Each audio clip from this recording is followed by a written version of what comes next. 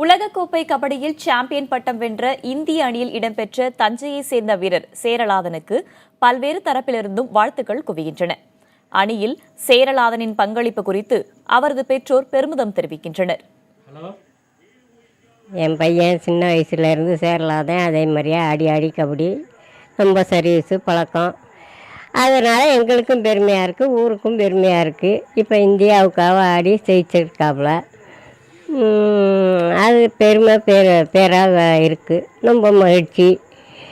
அதனால் எங்கள் பையன் ஆடுறது எல்லாமே ஊருக்கு பெருமையாக எல்லாம் பெருமையாக பேசுகிறாங்க, சொல்கிறாங்க.